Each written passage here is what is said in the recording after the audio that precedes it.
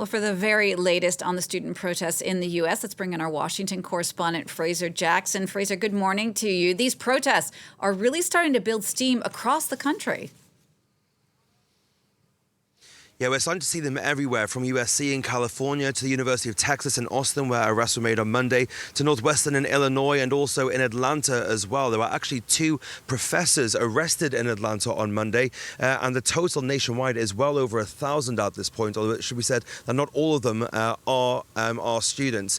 The epicenter, the eye of the storm, really though, Columbia University. 2 weeks ago, 100 people were arrested for demanding that Columbia University divest from any businesses that have ties to Israel, and that really was what sparked this whole nationwide protest, and things have been intensifying there ever since. There had been an encampment on the campus in Columbia, which was given a deadline of 2 p.m. by the university to clear out yesterday on Monday, and that came and went, which led to the university deciding to start suspending some students as well in response.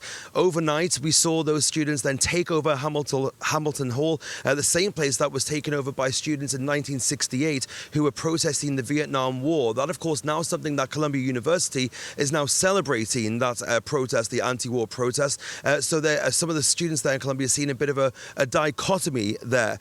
Now, we are hearing from the protesters that their demands are the university should divest all interests that it has with any companies tied to Israel, especially those with commercial or weapons ties to companies that produce weapons as well. Columbia so far has refused to do that, and the university students say that they're not going anywhere, even as finals week approaches. And the other thing that's approaching is graduation day. Columbia says that it is going to continue with that graduation for now, but some other universities across the country not following that pattern. University of Southern California in San Diego cancelled its graduation, due to take place in 2 weeks' time.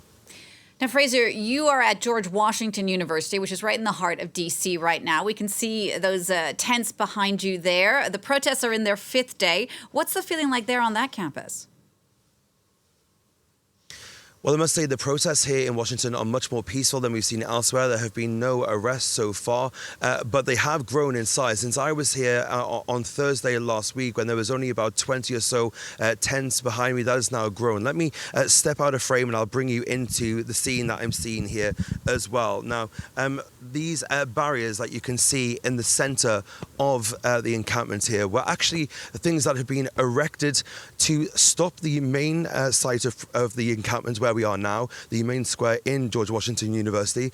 Those barriers had been set up to stop protesters joining this encampment. However, on Monday, the students decided that that wasn't good enough and that they were going to tear the barriers down, and they then threw them all into this pile in the middle of the square that you can see here. They're now calling this the Liberation Zone. One protester that I spoke to said that people were willing to risk their future careers for a cause so much greater than themselves. And GW, following the attack of Columbia University, also started suspending numerous protesters on Friday, so even before Columbia started. And that was something which was angering staff here, so much so that the staff actually wrote a letter to the university saying that it was GW's obligation to defend peaceful protests, uphold academic freedom, and reject all pressures seeking to block access and criminalize peaceful encampments and demonstrations. One thing we haven't really seen in this protest in GW is a heavy police presence, and that is because the DC police say this has been a peaceful protest, and they are actually rejecting so far the university calls to come and provide proper backup to the security forces on campus here. The police are actually staying about a block or so away, blocking off the main road. But as I said, this is so far a very peaceful protest here in GW. You can see a lot of people when they are awake, not this early in the morning, but a lot of people just singing and painting, and some of them even studying for those finals. They say, again, they're not going anywhere until the university meets their demands.